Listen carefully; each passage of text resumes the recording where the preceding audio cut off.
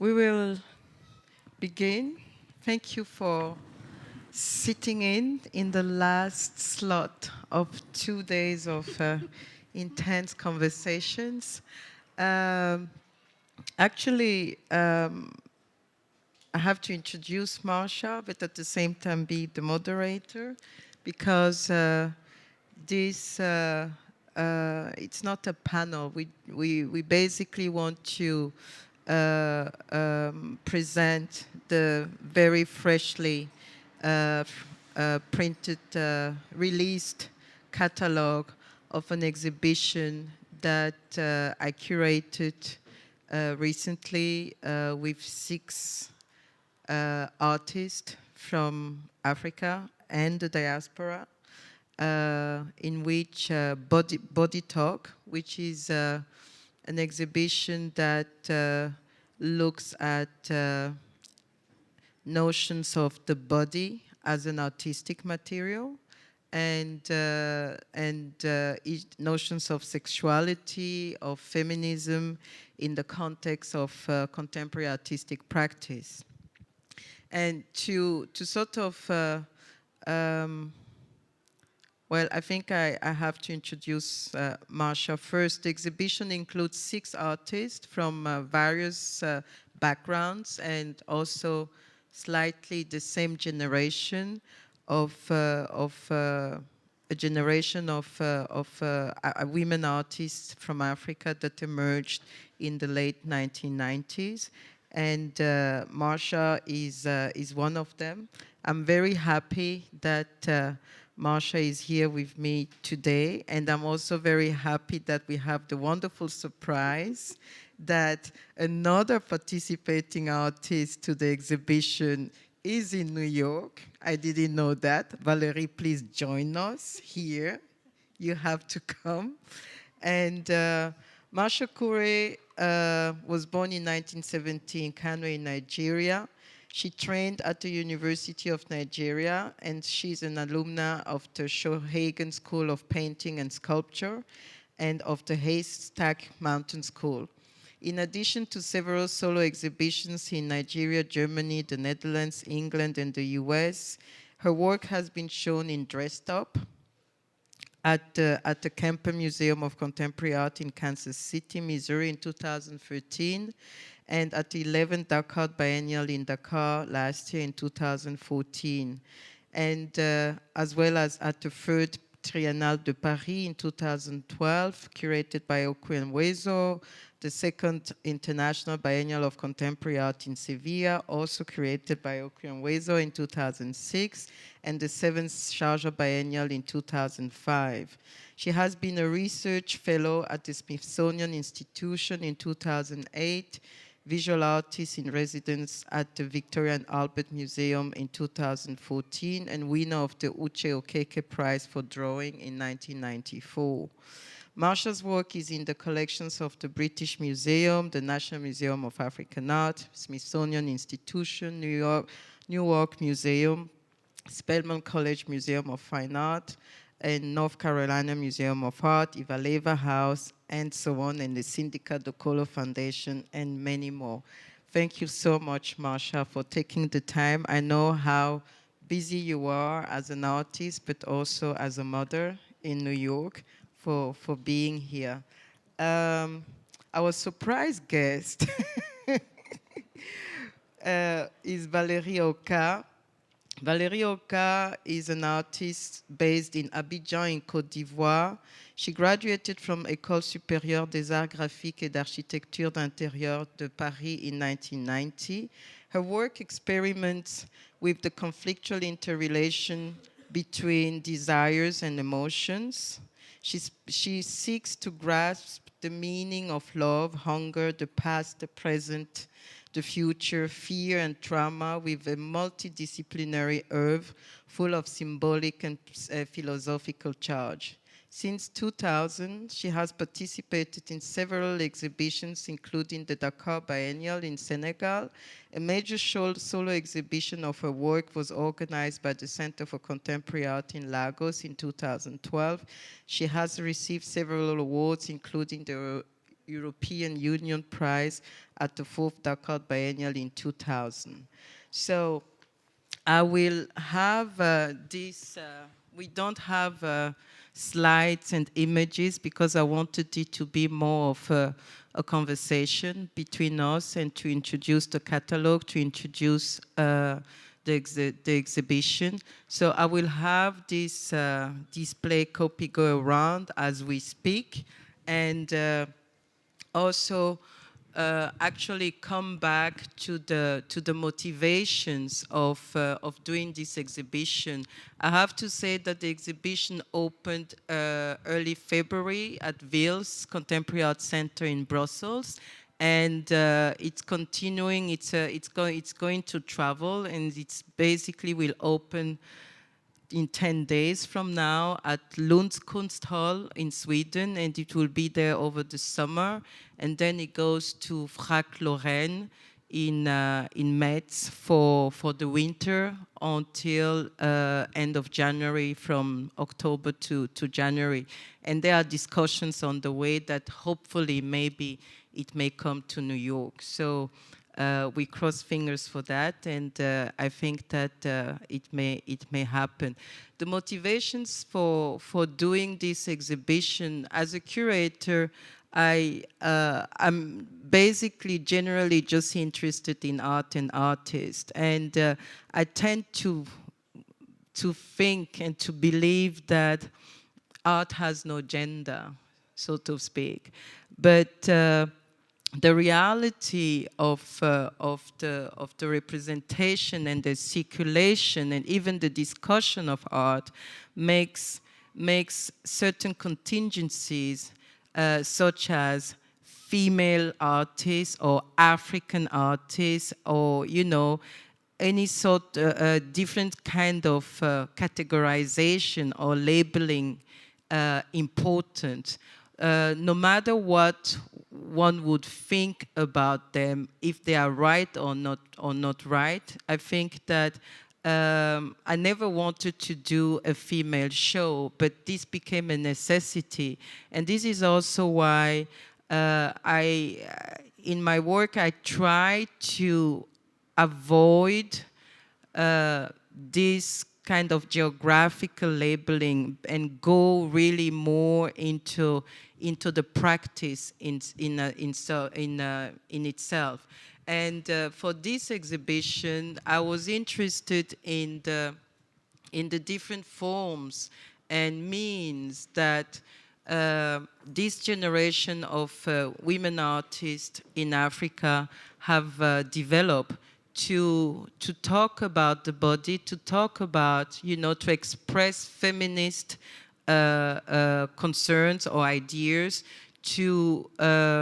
and also artists will use the body as a vehicle of expression. The body in an abstracted as much as in a direct figurative manner, and in selecting or in inviting the artists for this exhibition, it was very important for me that the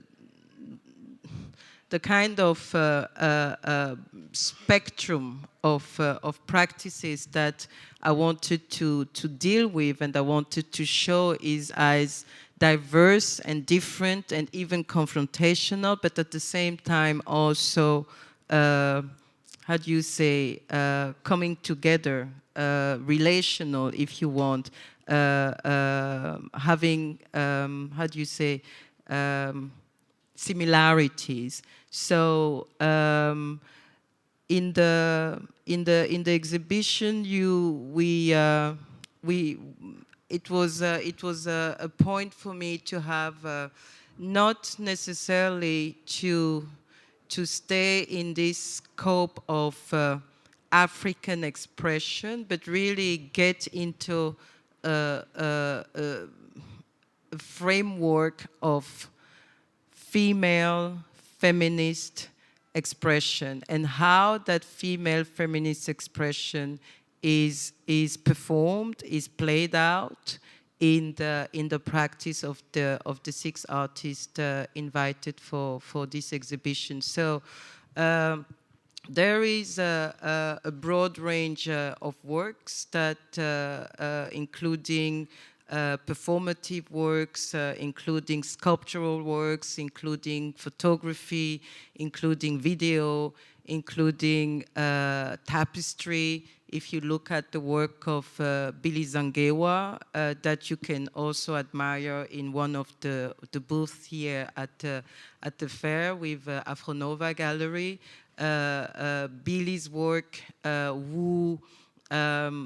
when I invited her to the show, the first thing she told me, she said, you know, Koyo, I'm not a feminist artist and I'm not even a political artist. I just like to work with silk and tell story through my tapestry.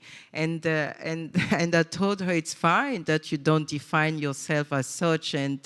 But as a curator, I have the liberty to really frame you the way I see your work is performing in, and this also responds to the work of another participating artist such as Miriam Soia Kiambi, a very young, interesting, very charged, very engaged artist that works a lot with a mix of medium at the same time, including performance, photography, video.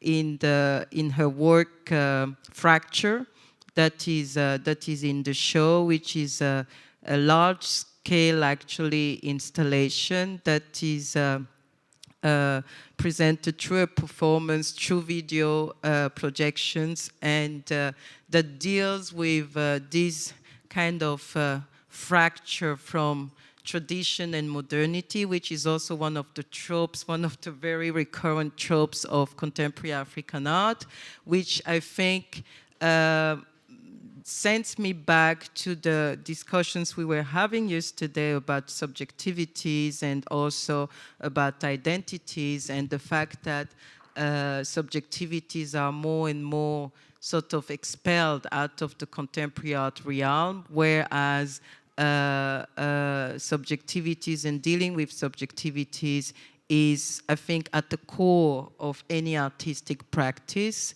directly or indirectly. In the exhibition, the two works that Valérie is presenting is two very good example in terms of translating and performing subjectivities in relation to perceptions and in relation to stigmas. Valérie has a practice of presenting performative dinners, and one of the dinners that we presented in this exhibition in Body Talk is in her presence, and the idea of the dinner is about discussing, creating a setting, a kind of a friendly,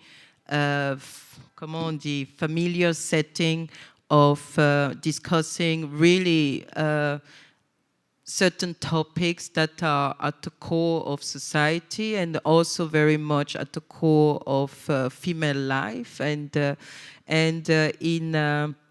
Since the exhibition is articulated around, translating, interpreting, practicing notions of feminism and sexuality, Valérie staged this very provocative dinner with a very provocative start that looked at the instrumentalization of the Black female body, which is a large topic, I think, on both shores of the Atlantic, which has a long history of over-determination of the Black female sexuality.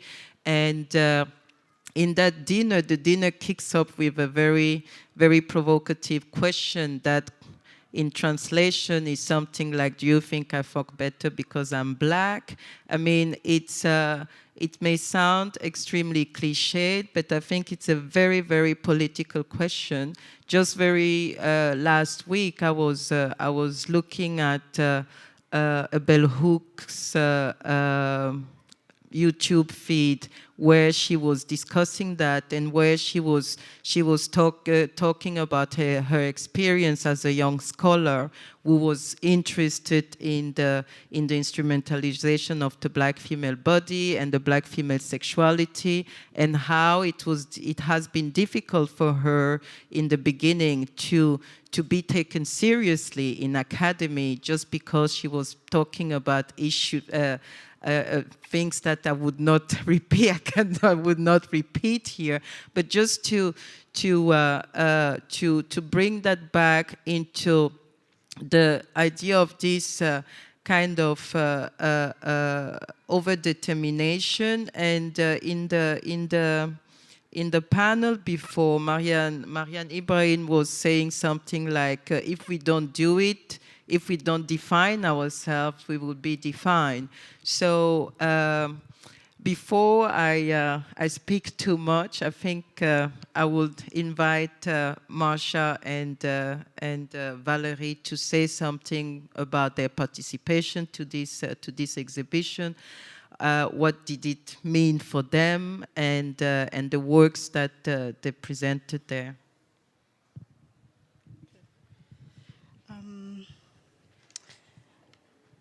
For Body Talk, the work that Koyo was interested in was shown at the Dakar Biennial, and it had to do with a homage that I paid to three a group of women and two female characters in art history.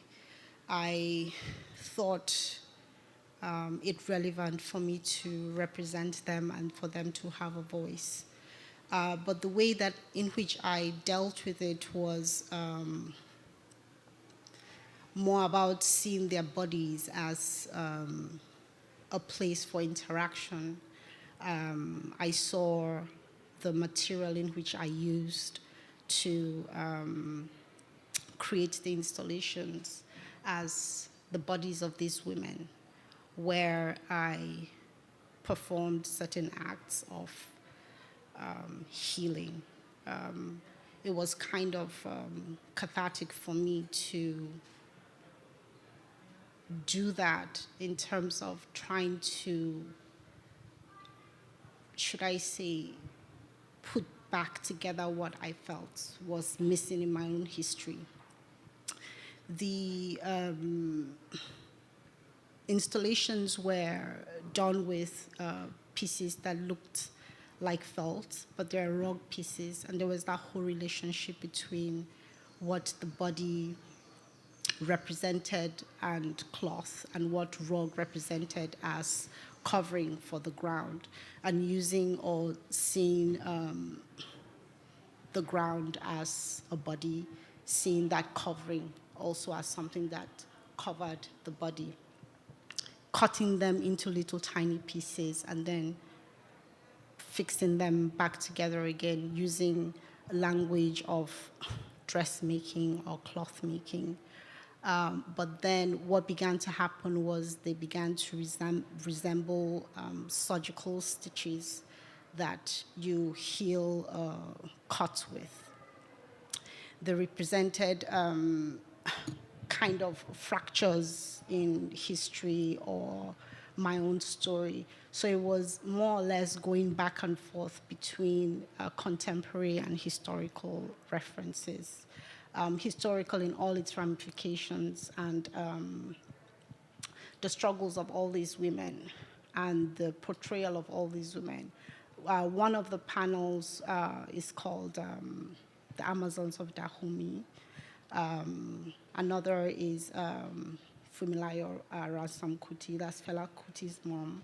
And the last one is Queen Nandi, Shaka Zulu's mother. Shaka Zulu's mother, sorry. So for me, it was important to touch upon their stories and touch upon the history. Fela Kuti's mom, of course, was a strong feminist who began the women's suffrage movement in Nigeria in the 50s, 60s, I think.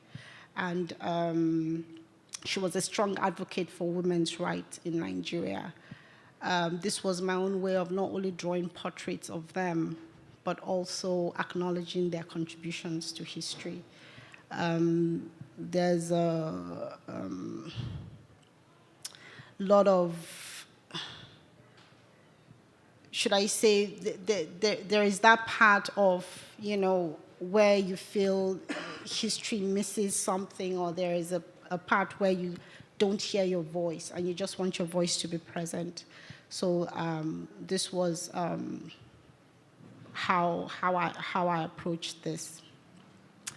The scars, or what, if you will, like mounds or keloids of sites of pain and memory, could reference post-colonial struggle, could reference your own struggles as a woman. Were represented by gorge sculptural marks on shields, and images of power and of identity, and irreverence was represented by large, brightly colored Afro wigs. So I put all these together to create this installation. What I found interesting when the work got to WIELS was that the way in which the work interrelated with other works that were there in the exhibition. And not only technically, like in the work of Billy Zangara, who also uses like the language of sewing and stitching, like I do, and some kind of language too of quilt making and dressmaking, but also in the performative piece that Miriam showed at the opening, where she was making references about her own struggles as a contemporary woman and that whole dynamic of past and present. So I found how all the works spoke to each other and the ways in which we addressed different issues about our bodies, our femininity in different ways, quite interesting. Valérie? Excuse me.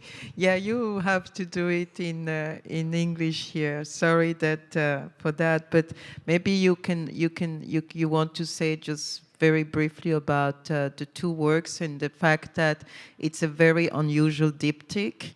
It's a diptych that consists of two performances speaking to each other in very particular ways, and two installations speaking to each other in very interesting ways. So maybe interesting to say something briefly. Okay, so just like I say, my English is not. Like I say, my English is not very good, so I'm going to try to explain briefly first of all, it was very interesting. It was a very, very interesting idea to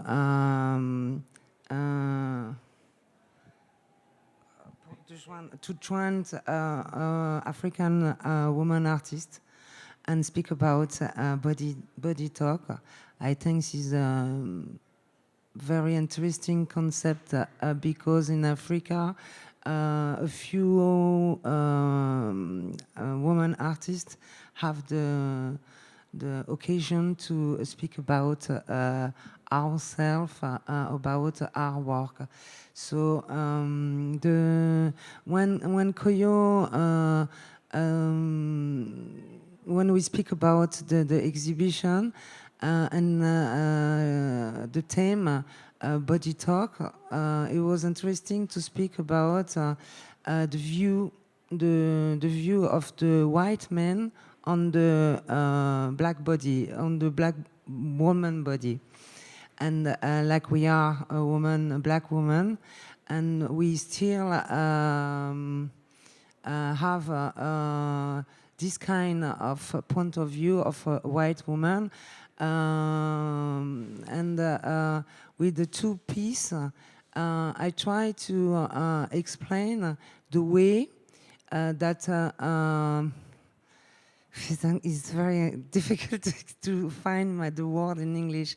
The way that the black woman became a sexual object. So in my work, what I think is not only in my work, in my life, I think it's very interesting to show the things like they are. With no emotion, with no violence, with no, just to show and say, that is it. So begin to speak about it. Donc like Koyo say, it's two interactive piece. One with a cage. So I was thinking that the image of the sexual black body, woman body, come from a long history about colonization and slavery also. It began when the white people put the black people on the cage. So when you put a man on the cage, he's no more a man, he's an animal. So I was thinking that it's interesting to make the relation with the cage, a black woman nude, and I associate a big white penis and like some things like a hamac, and each object is like a icon of some things. The cage is the cage, the true cage, and also the virtual cage, where actually we are in the virtual cage. Mental in the virtual mental cage. And the nude is not at the beginning, but a nude body is not bad, is not sexual, is not. It depends of what we think about a nudity. So and hamac means all the les jeux sexuels, sexual play that the Occidental bring in Africa. So it's interesting because the result or the emotion that each of us can feel front this space is totally different about what we think about nudity, what we think about sex, what we think about black woman, what we think about cage, what we think about sex and penis. And it was interesting because like the other place, the other piece is a dinner, is interactive dinner with 12 people that I je ne connaissais pas, that I didn't know, and we speak about the regard of the white woman, on the white woman, on the black body woman. And the point of view was totally different. And for sure, in 1 hour, we can speak about all the aspects of the subject, but it was an act to engage the dialogue.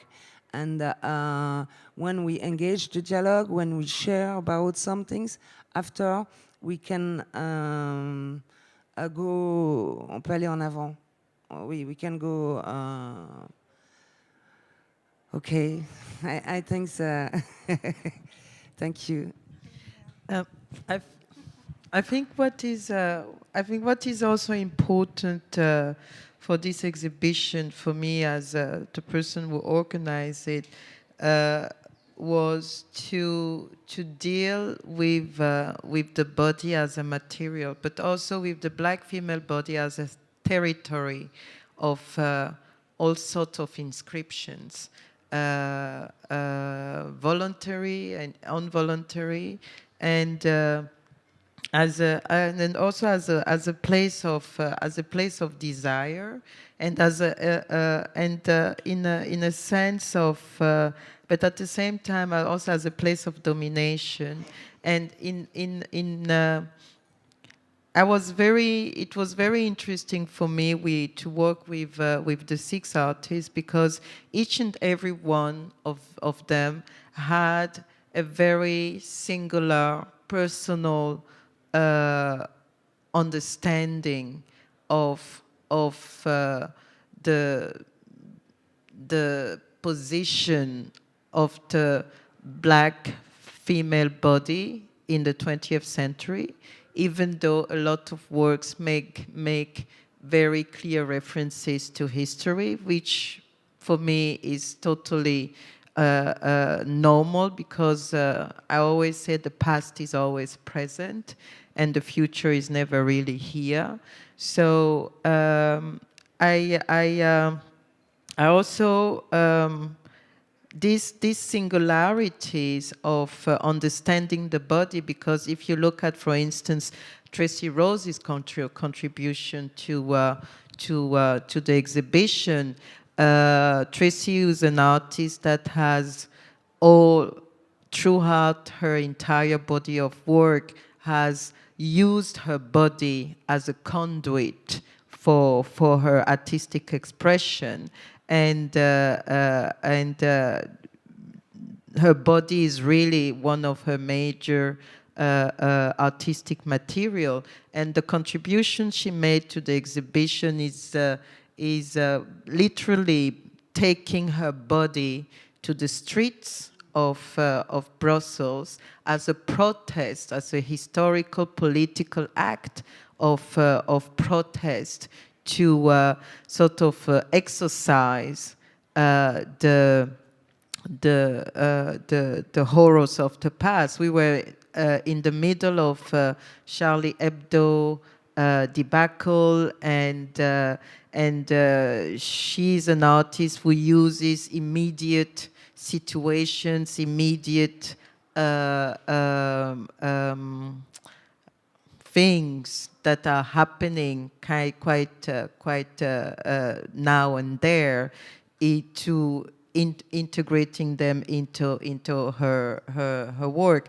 And that performance she did was literally a posthumous trial of King Leopold II.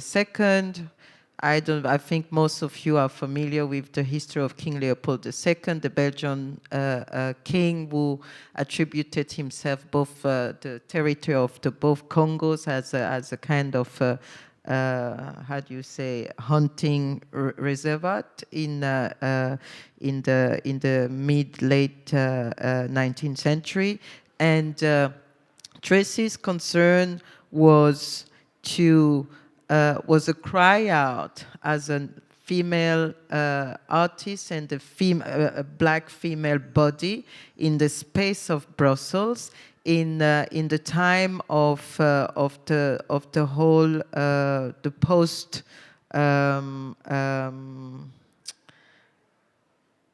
attacks of the Charlie Hebdo in France, where the entire social life in Europe, and I mean specifically in France, but also very well felt in Belgium, was extremely alert into kind of violence and terror attacks and so on.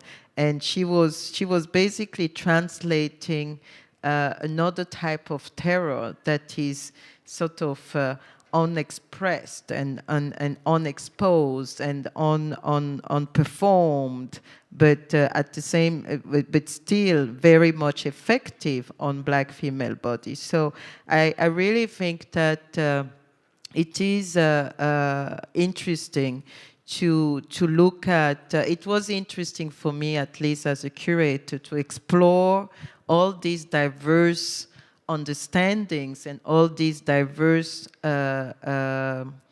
treatment of the subject. I mean, your work, Marcia, is for me another form of materialized female body beyond it in a very extremely abstracted manner, and this is also why I think you explain it in a very formal way. I see it in a historical way. I see it in a traditional way in terms of, textile as a communication tool, also in artistic practice, which is very much part of the pattern of in African artistic practice. So and also the idea of textile and how you bring it in connection to the work of Billy, also who works with textile, and how it's also connected to a female practice. Very, very few male artists who work with textile, mainly women artists who work with that. So I think if you have questions, because we can go on like this for longer, it's for us. It's we wanted to give you a kind of an insight into the exhibition and what the exhibition was motivated by. But if you have any questions to the works or to the artists, you're welcome to pose them. Yes. I'm wondering if the American artist Judy Chicago, who's very famous for her dinner party, which is now in the Brooklyn Museum, but was a very avant-garde, site-specific piece decades ago, if in any way was influential, or was this a completely spontaneous idea of yours?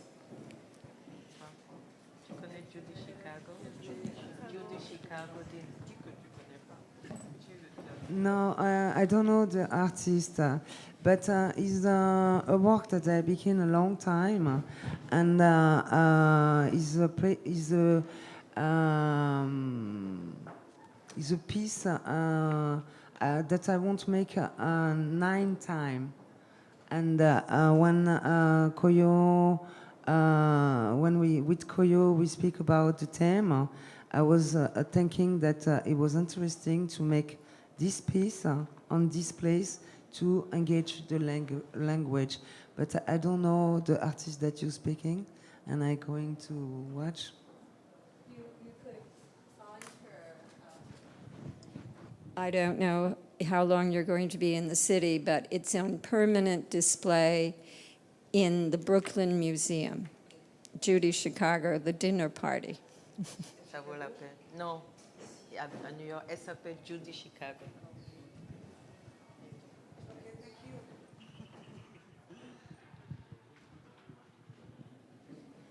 I have a question for Marcia. Marcia, do you consider yourself as a feminist?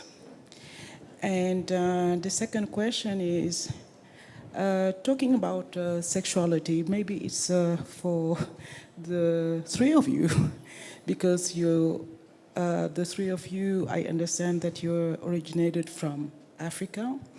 And as we all know, sexuality is a taboo subject.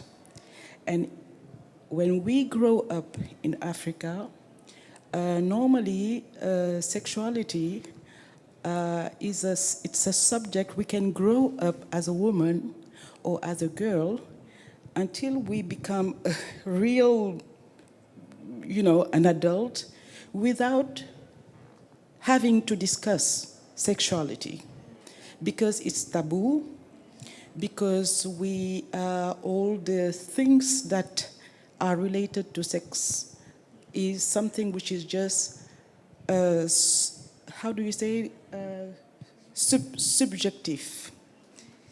It's not an open subject.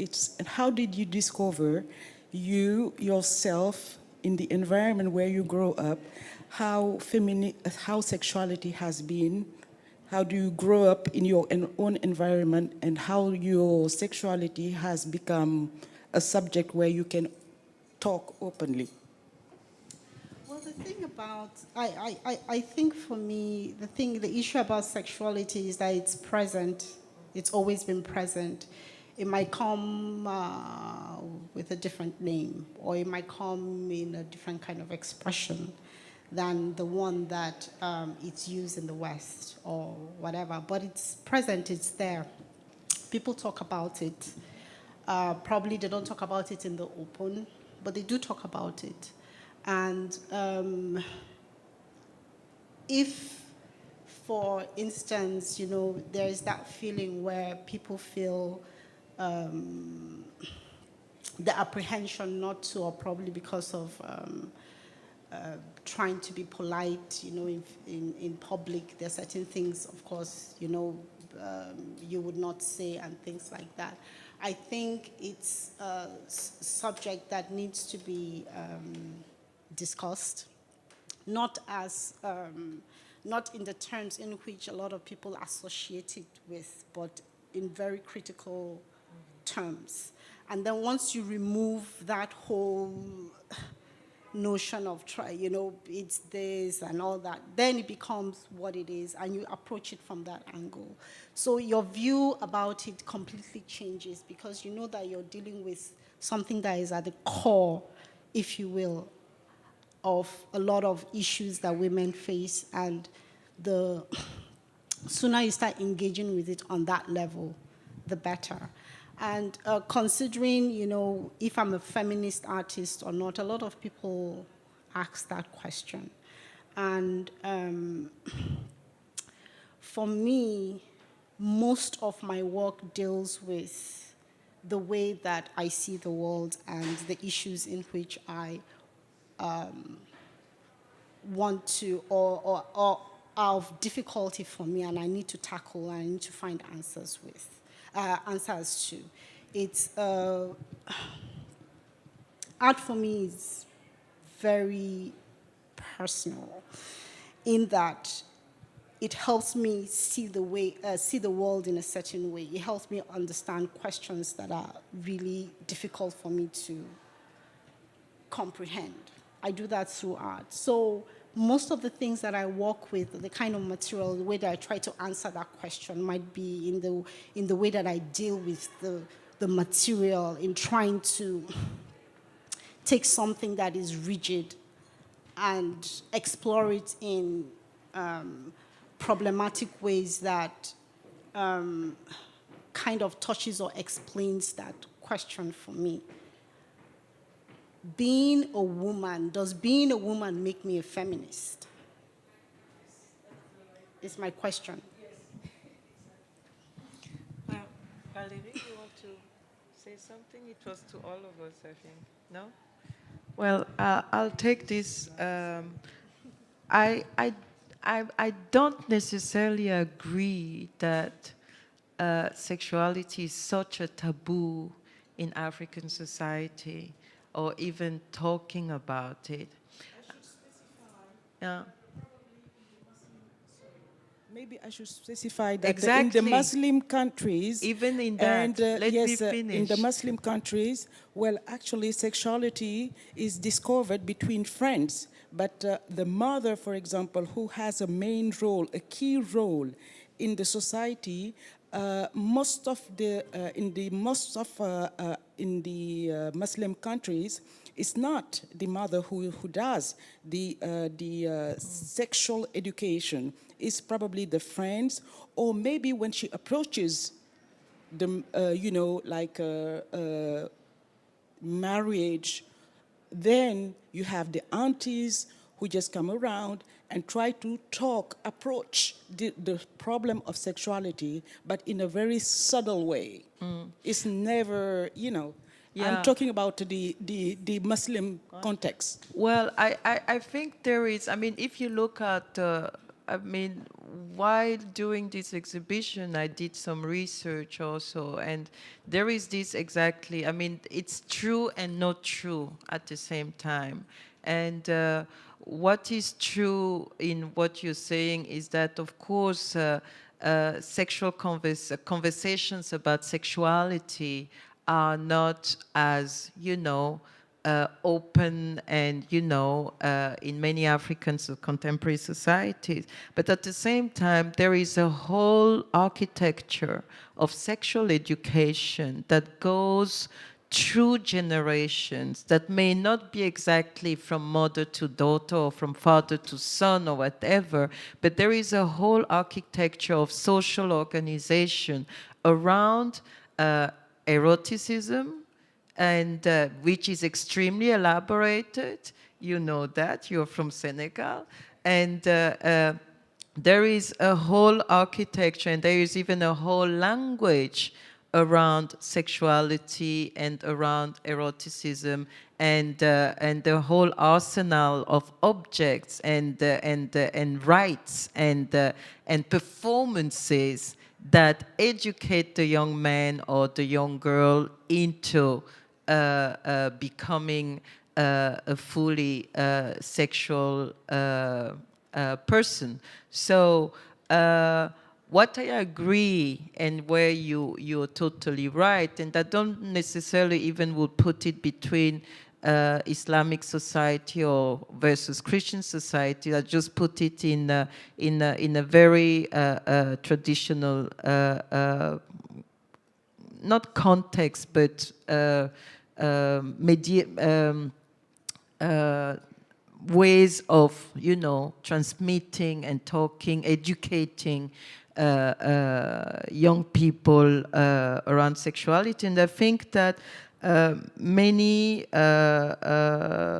traditional societies still perform this education that is indirect, that is more when you look at all the rites of passage, for instance, that young boys in many regions still go through, and young girls also still go through. So, but I think the debate or the discussion of sexuality as a liberated space of expression, and also as a naming, and showing and representative, and kind of in terms of imagery, is where it differs from maybe other societies. But there are many different societies in Africa, and there are as many different ways of discussing or educating young people towards sexuality. Yeah, because I think you're just looking for it in the wrong places, because it's there. And it might be couched differently from what you might think it should look like.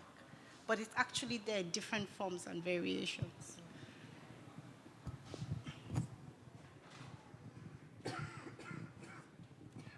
Hi guys, thank you so much for the presentation. I'm a writer from Kenya, and I've been here for about 10 days, and I was part of the Pen Festival. Hi, Billy. Hi Koyo, how are you? Now, of course, one big conversation was the Charlie Hebdo stuff, but I'm curious what you guys think is the role of the artist in times where Africans seem to be under, let me call it general attack. And the context I'm using here is so-called immigrants drowning in the Atlantic, the race riots here, these questions of Africa being a perceived outpost for the caliphate, being seen as the next frontier that the ISIS wants. What is the role of the African artist in times where it seems Africans seem to be facing almost what I'd call new challenges? Well, I'll start, and then maybe you can you are the artist. I think we tend to inscribe or want to inscribe so many roles to art that art cannot play, and that art shouldn't even play. If you talk about the role of art, there are as many roles of art as there are artists, because it's a very subjective practice. It's a practice that is based on personal perceptions and expressions. So, however, I strongly believe that art performs many different things in different societies, depending on how artistic practices or how art as such has been inscribed in that society, well knowing that every society, all cultures, wherever, have artistic expressions. So no matter where and through all times. So because I think that one of the artistic expression is one of the very fundamental human activity since ever. So and now you have artists who are interested in politics and the others who are not, which is absolutely legitimate as well. I mean, you have artists who are interested in forms and others who are not.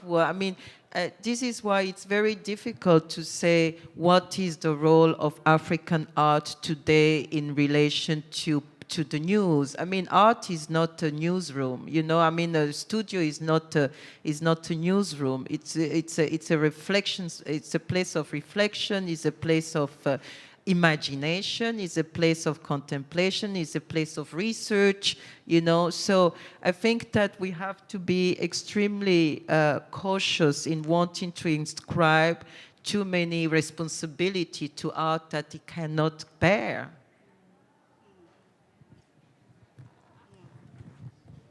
Yeah, so taking up from where Koyo stopped, a good place to start answering your questions would be the Venice Biennale, this year's Venice Biennale, and the whole relationship.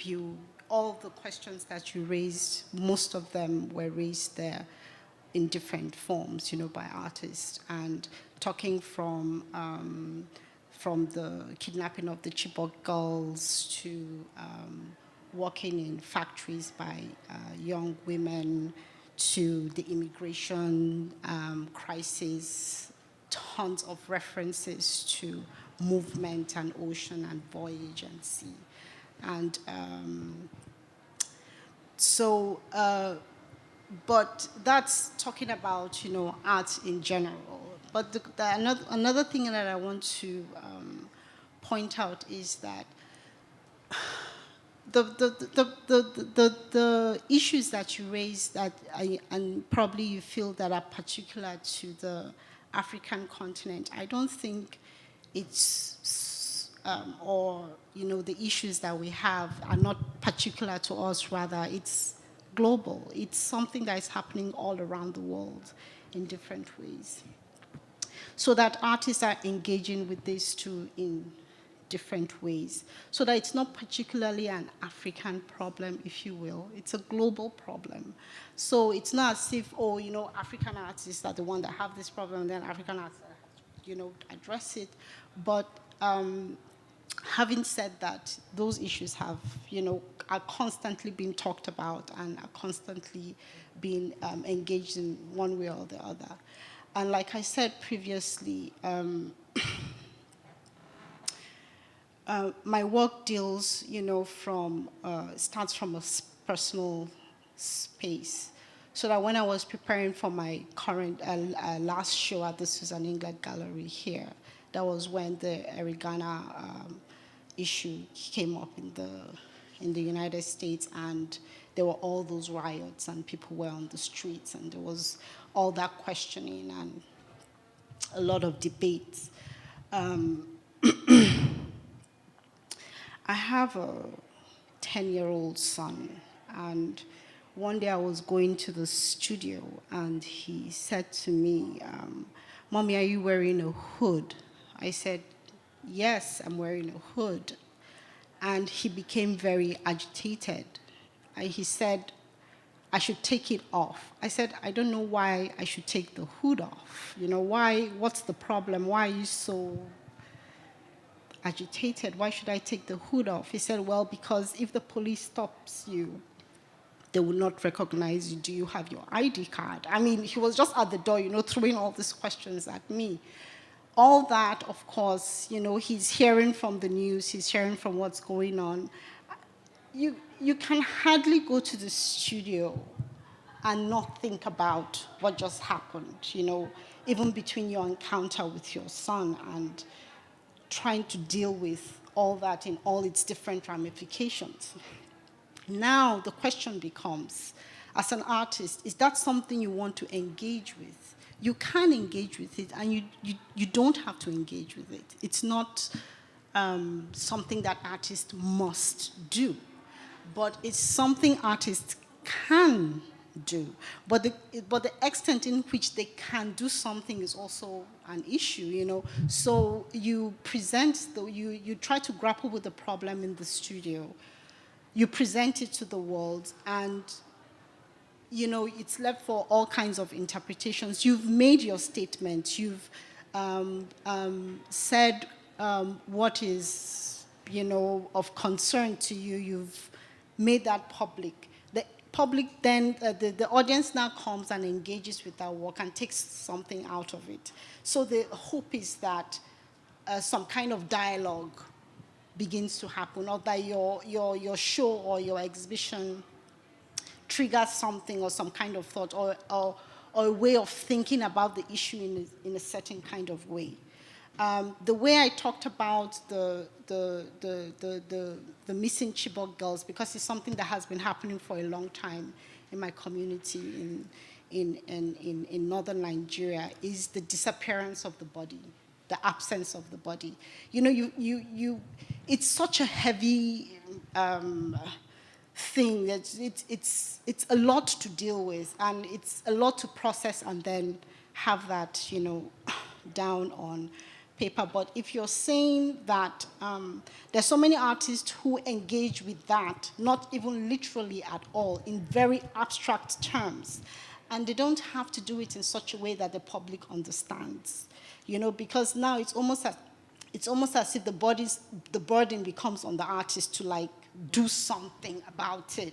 But the artist is dealing with their own issue in a certain way. They're dealing with studio, certain techniques they're trying to explore, and probably something happening in community. And they can do that in a way that might not seem obvious to you, but it's there, you know.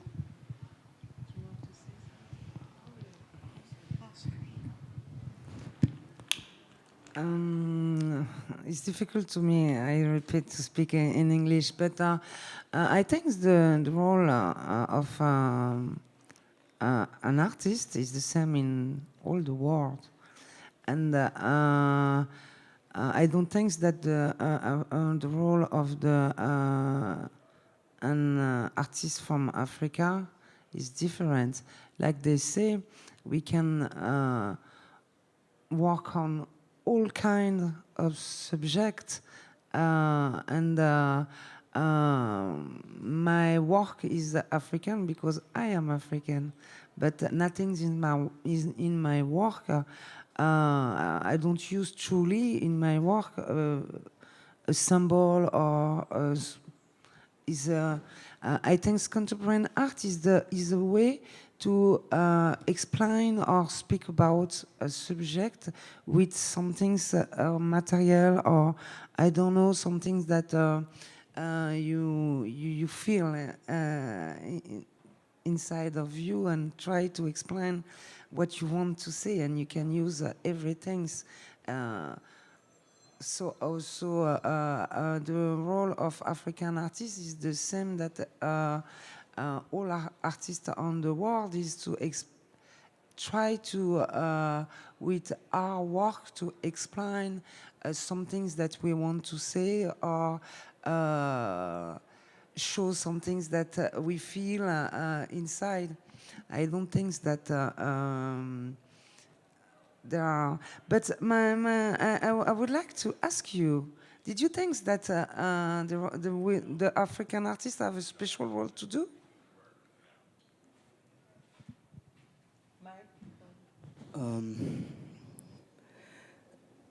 I completely agree with all you're saying, but I just wanted to have a conversation because it's something that's been plaguing and me, and of course, I'm interested in form and I'm interested in the experimentation stuff. That's the side of me, that's the writer.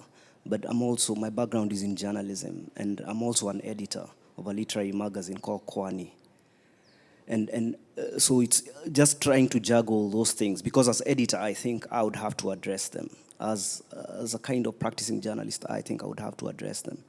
Now, I completely agree that as a writer, I don't have to, but it's just something that just continues like rolling around in my mind. So I just wanted to hear what you guys thought. I don't know. Yeah.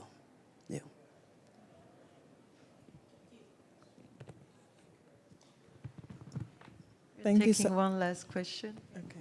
Thank you so much. This has been a wonderful conversation. I wanted to ask about the practical challenges of doing the work that you do in your body. I'm a writer and director, and to stand on set in this Black female body creates all kinds of practical challenges for me that I've been negotiating. I'm also a Nigerian, and back home, which can be a very patriarchal, sexist, ageist society. So doing this work that I do in a relatively young Black female body creates challenges for me in actually making the work. So I wanted to ask you all to respond to what some of those challenges have been, the actual practical challenges of achieving your work in your body, and then doubly on top of that, work that is exploring the actual body. I know that's a big question, but it's... Yes, I'm not sure if we all understood it the same way. Marcia, you said you did understand. Well, I don't know. I think as an exhibition maker, and who is developing a practice into, you know, a kind of a territory, specific territory, which is African and diaspora artists and issues. I think also that there is, and also as a woman, there is this constant kind of consciousness about being Black. I don't even say African as such, or being Black, being a woman, working in the arts in Africa, which I think are already many layers of contentions right there, with different phases of advantages, of course, but also, different phases of challenges. So, and I also see the exhibition making itself as a performative action, or performative actions of, you know, constantly redefining or repositioning the black female subject somehow, regardless if I'm working with female artists or not. You know, the focus is not that. The focus is really about how do we write ourselves. You know, Achille Mbembe talks about l'écriture de soi. How do we inscribe ourselves, you know, in the space, in the conversation, and now how we do it, or how I do it personally, I just know that constantly and always, you know, animated and habited by artistic concerns. From I'm interested in the conversations and that artists propose, and that is not limited to Africa as such. It's just general. And there are certain practices that I'm interested in, and those others that I'm less interested in. And I personally believe that those practices that are most interesting are those practices that have a level of abstraction that is very advanced, be it formalistic, or, you know, or aesthetical, or, you know, in the topics or subjects that they deal with. So I think it's there is not much more I can say about that. And sometimes in dealing with your issues, you know, or with things that you encounter, or things that you are troubling for you as a woman, especially when you're dealing with like a visual or an art form, I would use like the Body Talk exhibition as an example for this. Each of us came to it from different perspectives. Each of us have our own ways of viewing, you know, our bodies, and then the way that, you know, we express this, you know. But like Koyo said, it was done in a very sophisticated and abstracted way. So that when you understand the issues that are of concern to you, there's a way that you can still interpret them. There's a way that you can still speak to them and talk about that. Now, is it? I'm curious though. Are you talking about the way that you have to talk about all these issues and then relate it to the public? Because then that's another different What I'm really conversation. talking about, I guess from my own perspective, is making this work in a black female body. It can affect how other people engage with me on a set, and it can affect funding.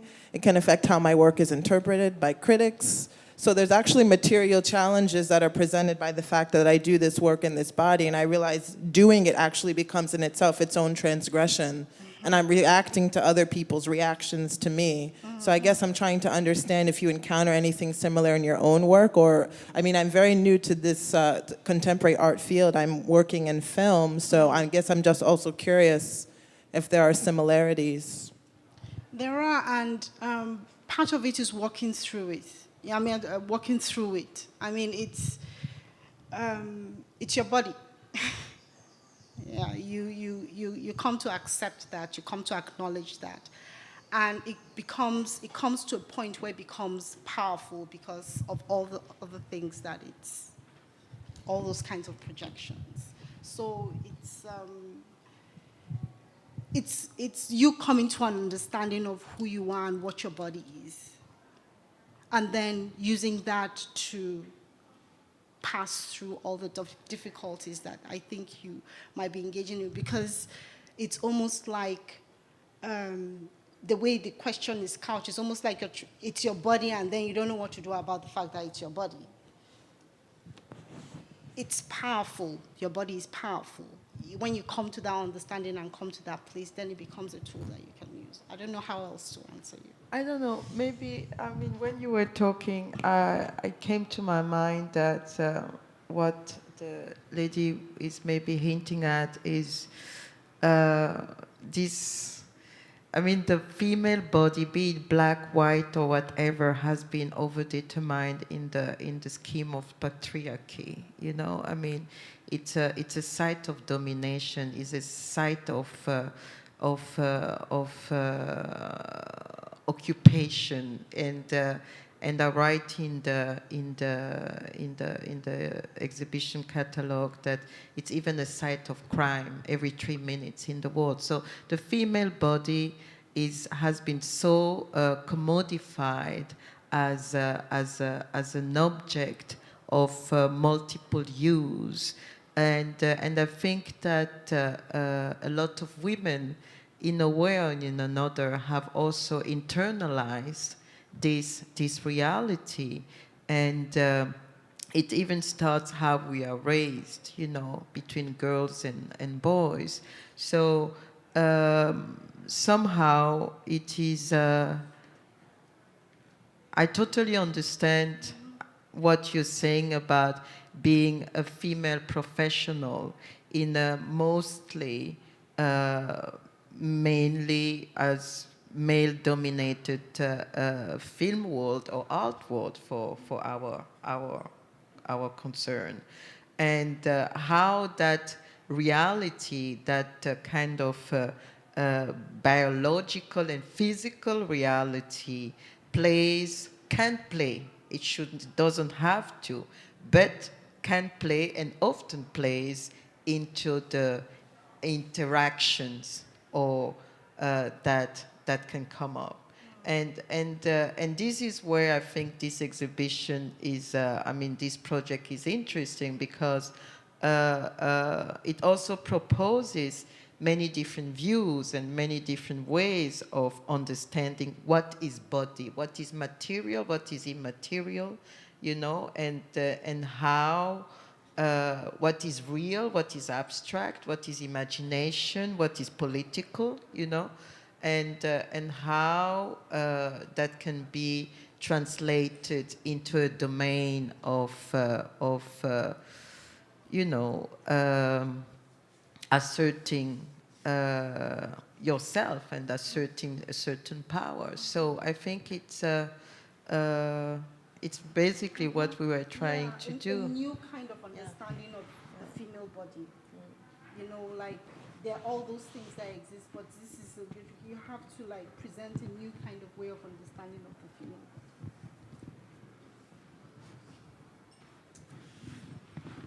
So thank you so much. The catalogs are here for those who are interested, and thank you for your interest, and thank you everybody who was here for the last 2 days, and I hope to see you next year.